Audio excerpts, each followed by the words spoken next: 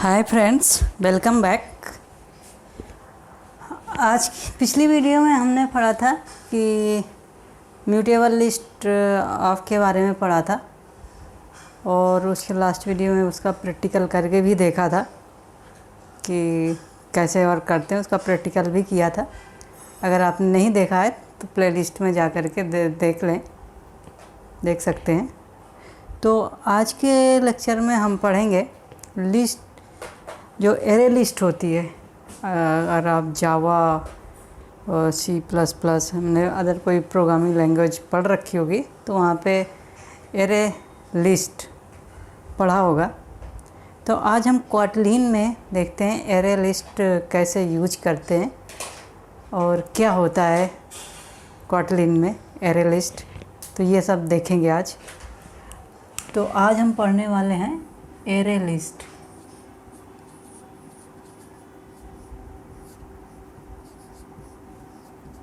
Array list अगर कोई programming language पढ़ रखी होगी तो आपको पता होगा बेसिक चीज़ें। तो आज क्वाटलीन में देखते हैं क्या होता है। तो एरे लिस्ट होती क्या है? एरे लिस्ट, जो एरे लिस्ट होती है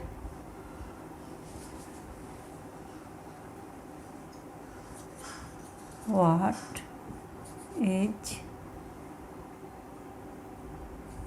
एरे लिस्ट। तो ये क्या होती है एरे लिस्ट? एरे लिस्ट क्या होती है कि एरे लिस्ट एक मतलब क्लास होती है। एरे लिस्ट क्लास है जिसको हम यूज करते हैं डायनेमिक एरे बनाने के लिए। यानी कि डायनेमिक एरे का मतलब कि उसमें साइज फिक्स नहीं होता है, साइज डायनेमिक होता है। यानी कि रीड एंड राइट, मतलब रीड एंड राइट की फंक्शनैलिटी होती है। तो ये होती है डायनेमिक एरे। यानी कि साइज हम उसको जितनी भी साइज़ की बनाना चाहें वो बना सकते हैं। यानी साइज़ को हम रिसाइज कर सकते हैं, तो साइज फिक्स नहीं होता है। तो यहाँ पे क्या होता है array list class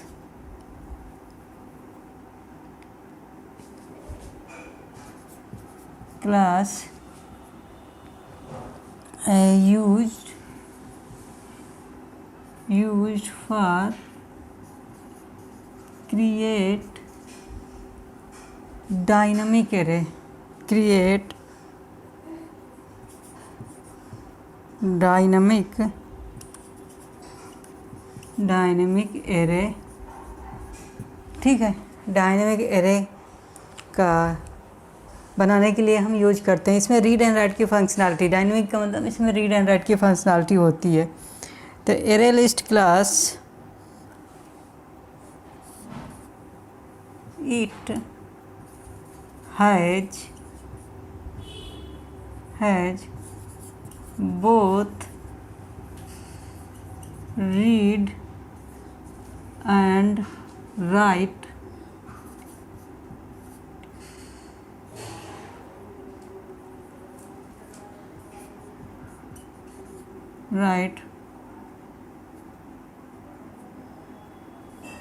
functionality.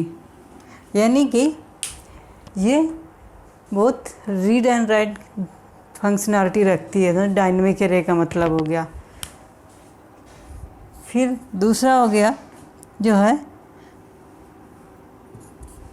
It is और order collection. It is order collection यानी कि जो एरे लिस्ट है एक ऑर्डर कलेक्शन है। मतलब इसका जो जिस ऑर्डर में हम इसे इंसर्ट करेंगे एलिमेंट, उसी ऑर्डर में एलिमेंट इंसर्ट होंगे। यानी कि ऑर्डर को मेंटेन करता है। तो ये एक ऑर्डर लिस्ट है, ऑर्डर्ड कलेक्शन है। ऑर्डर कलेक्शन है यानी कि अपने इंसर्शन ऑर्डर को मेंटेन करता है ये। फिर इसके बाद क्या है एरे लिस्ट, इट हैज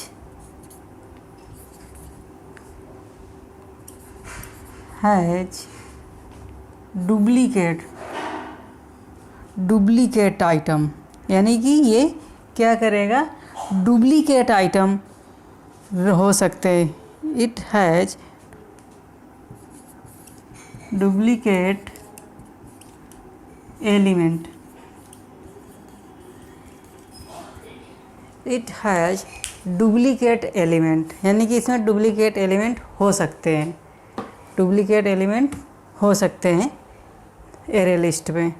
और ये एरे लिस्ट जो है ये नॉन सिंक्रोनाइज है,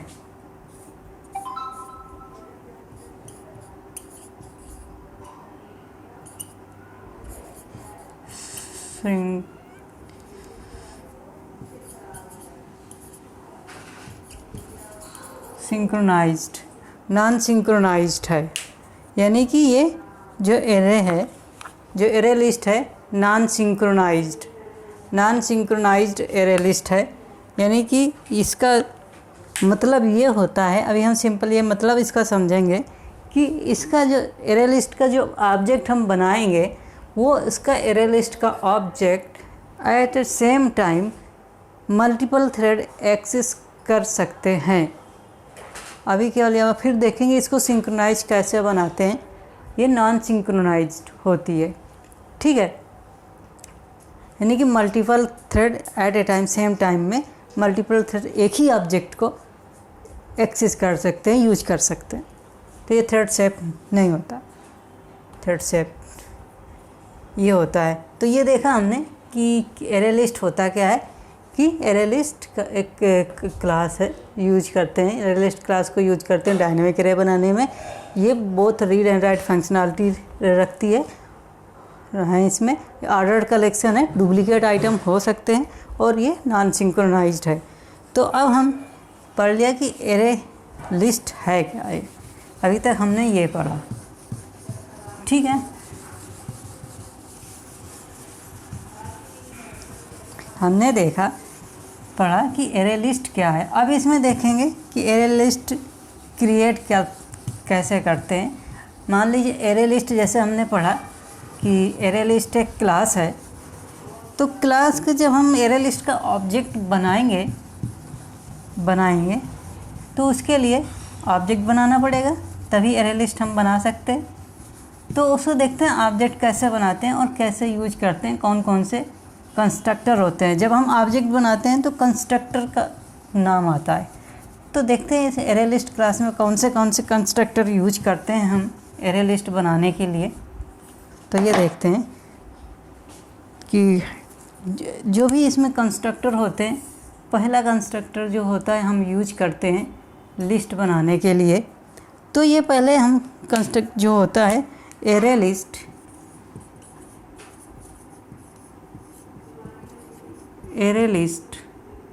और यहाँ पे ये हो गया डेटा टाइप और यहाँ पे हमने दे दिया ये, यानी कि हम ब्लैंक एरे यहाँ पे हमने बना दिया। इस तरीके से ये एक ऑब्जेक्ट, ये कंस्ट्रक्टर होता है एरे लिस्ट का ऑब्जेक्ट बनाने के लिए। जब हम एरे लिस्ट बनाते हैं तो ये एक ब्लैंक एरे हो गया और इसकी साइज़ कितना भी हो सकता है। एक तो हम ये यूज करते हैं, ये होता है डेटा टाइप होता है। जो भी डेटा टाइप हम देना चाहें ये डेटा टाइप होता है, ठीक है। दूसरा क्या होता है, दूसरा जो होता है एरे लिस्ट,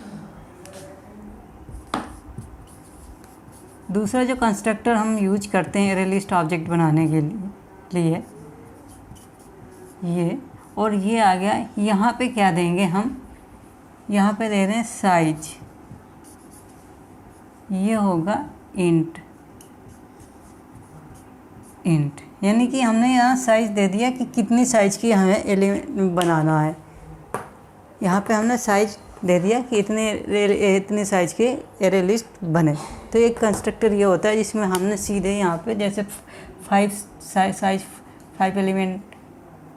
5 साइज की बनाना है, 6 साइज की बनाना है, 7 की बनाना है। तो ये हम जितने भी यहाँ पे एलिमेंट हम देंगे, यहाँ पे जितना भी साइज़ देंगे उतनी साइज़ का एरे बन जाएगा, एरे लिस्ट बन जाएगी।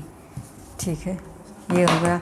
और ये वही डेटा टाइप है जो कि मैंने बताया, डेटा टाइप यानी जिस डेटा टाइप की हमें बनाना हो, इंटीजर की बनाना है तो इंटीजर दे देंगे, स्ट्रिंग बनाना है तो स्ट्रिंग दे देंगे, यानी किसी भी डेटा टाइप के बनाना है, फ्लोट, इंट, डबल, तो ये सब यहाँ पे दे देंगे जिस डेटा टाइप के हमें बनाना हो। ये होता है। तीसरा जो होता है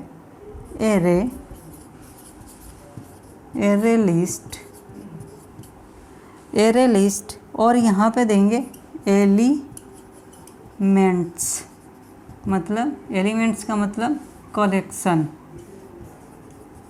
यहाँ पे हम कोई कलेक्शन दे रहे हैं, जो भी हमें कलेक्शन यहाँ पे देना हो, मतलब जो हमारा जो कलेक्शन होगा तो यहाँ पे हम कलेक्शन देंगे।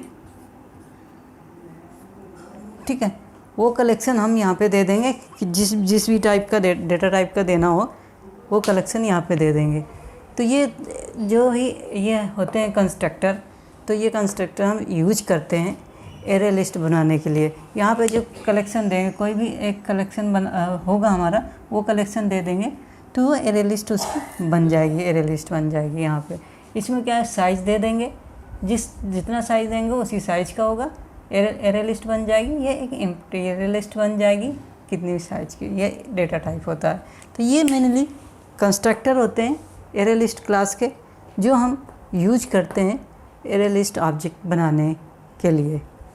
ठीक है, तो ये आई होप ये समझ में आया होगा कंस्ट्रक्टर कैसे होते ये तीनों। तो अब आगे देखते हैं। हमने कंस्ट्रक्टर पढ़ लिया, एरे लिस्ट पढ़ लिया क्या होती है, और कंस्ट्रक्टर पढ़ लिया। तो अब हम देखते हैं कि एरे लिस्ट को बनाते कैसे, इनिशियलाइज कैसे करते हैं कॉटलिन में। तो ये हम देखते हैं अब। तो देखते हैं एग्जाम्पल के थ्रू, और फिर आगे देखेंगे इसके मेथड्स क्या होते हैं। अब देखते हैं कि एरे लिस्ट के मेथड्स, यहाँ पे एरे लिस्ट बनाते हैं कैसे, इनिशियलाइज कैसे करते हैं। तो जो भी हमें एरे लिस्ट जब बनानी होती है तो यहाँ पे हमने वेयर और एरे लिस्ट ये वेरिएबल का नाम ले लिया, और हमने पढ़ा था कि एरे कंस्ट्रक्टर का यूज करेंगे, एरे लिस्ट। मान लीजिए हमें स्ट्रिंग टाइप का बनाना है, स्ट्रिंग टाइप की एरे लिस्ट बनाना है, तो यहाँ पे स्ट्रिंग टाइप की दे दिया, स्ट्रिंग दे दिया, और ये हमारी एक एम्प्टी ब्लैंक एरे बन गई, ब्लैंक एरे बन गई। तो अब इसमें एलिमेंट कैसे ऐड करेंगे। अगर हमें किसी फिक्स साइज का, हमें यहाँ पे दूसरा कंस्ट्रक्टर बनाना हो कि where array list 1 equal to, जैसे हमने दूसरा कंस्ट्रक्टर पढ़ा था एरे लिस्ट, यहाँ पे हमें स्ट्रिंग दे दिया। आप कुछ भी दे सकते हैं, जैसी हमारी रिक्वायरमेंट होगी उसी हिसाब से यहाँ पे डेटा टाइप हम चेंज कर सकते हैं। यहाँ पे मैंने स्ट्रिंग दिया, रिक्वायरमेंट के हिसाब से हम डेटा चेंज कर सकते हैं, डेटा टाइप। तो यहाँ पे दूसरा हमने पढ़ा था, मान लीजिए 6 दे दिया, ये कंस्ट्रक्टर पढ़ा था। तो ये क्या होगा कि 6 साइज की हमारी एरे बन जाएगी इस तरीके से। दूसरा क्या पढ़ा था, where array list 2 equal to array list string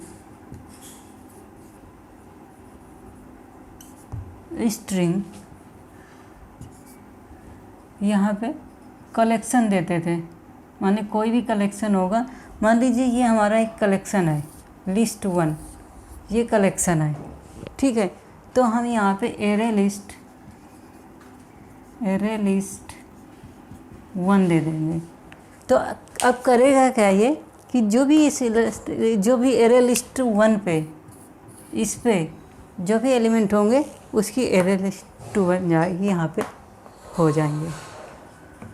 तो अब देखते हैं इसमें, और आगे इसमें देखते हैं हम कि इसमें क्या होते हैं, इसके कुछ फंक्शंस पढ़ेंगे इसके अंदर के कैसे होते हैं।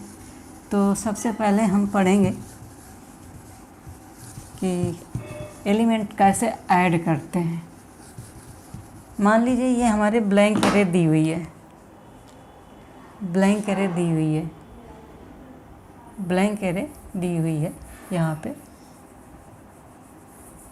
मैंने एक छोटा सा प्रोग्राम यहाँ पे मेन फंक्शन बना दिया और ये एरे लिस्ट मैंने बना दिया। यहाँ पे मैंने एग्जांपल ले लिया, एरे लिस्ट यहाँ पे बना दिया ब्लैंक एरे। तो अब जैसे मुझे पढ़ना है, फर्स्ट मेथड पढ़ना है ऐड। यहाँ पे क्या देते हैं, एलिमेंट, यहाँ पे देंगे एलिमेंट, एलिमेंट देंगे, ऐड मेथड पढ़ते हैं। तो अब क्या करेंगे, अगर हम यहाँ पे एरे लिस्ट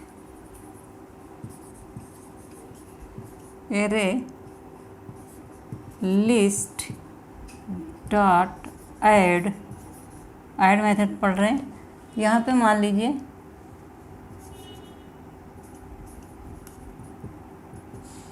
ये दे दिया, तो ये क्या करेगा, इस एलिमेंट ऐड कर देगा। और भी एलिमेंट ऐड करना हो तो ऐड मेथड क्या करता है, फंक्शन क्या करता है, एलिमेंट ऐड कर देता है एरे लिस्ट पे। यहाँ पे मैंने ये दे दिया, ठीक है। तो अब ये मैंने 2 एलिमेंट ऐड कर दिए। तो अब मैंने मेन फंक्शन बना दिया, वहाँ पे मेन फंक्शन के अंदर मैंने एरे लिस्ट यहाँ पे डिफाइन कर दी, ये एरे लिस्ट इनिशियलाइज कर दी, बता दिया कैसे इनिशियलाइज करते हैं एरे लिस्ट यहाँ पे। तो अब यहाँ पे मैंने एलिमेंट ऐड कर दिया, ऐड फंक्शन पढ़ रहे हैं, ऐड फंक्शन। तो एलिमेंट इस तरह से ऐड करते हैं, तो ये क्या करेगा, ऐड कर देगा। अब इस एलिमेंट को मुझे प्रिंट कराना हो तो सिंपली मैंने पहले भी फॉर लो फॉर, और यहाँ पे क्या आ जाएगा, एलिमेंट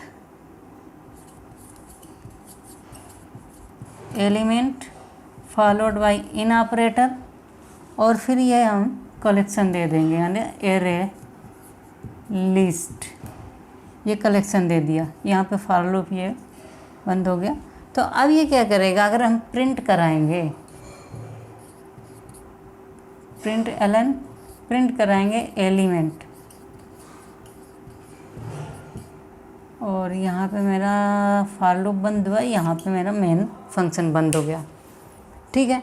तो अब क्या करेगा, फॉर लूप एलिमेंट में क्या होंगे, ये एलिमेंट प्रिंट हो जाएंगे इस तरह से। पहले भी बता चुका हूँ मैं, तो इस तरह से ये काम करता है, पहले अच्छे से बता दिया, डिस्क्राइब कर दिया। तो उसी तरह से यहाँ भी काम करता है, ठीक है। जैसे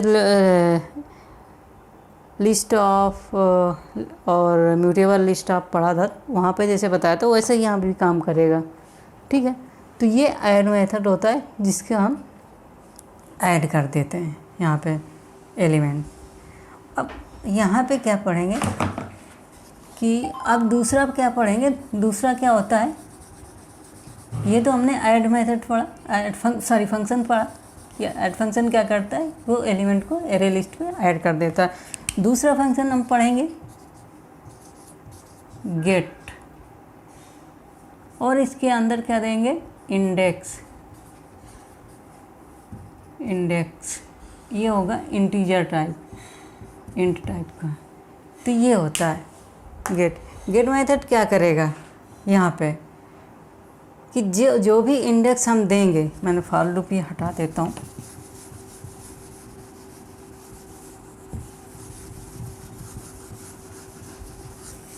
मतलब मेरी ये लिस्ट है, इसमें मैंने एलिमेंट ऐड कर दिए। तो अगर मैं लिस्ट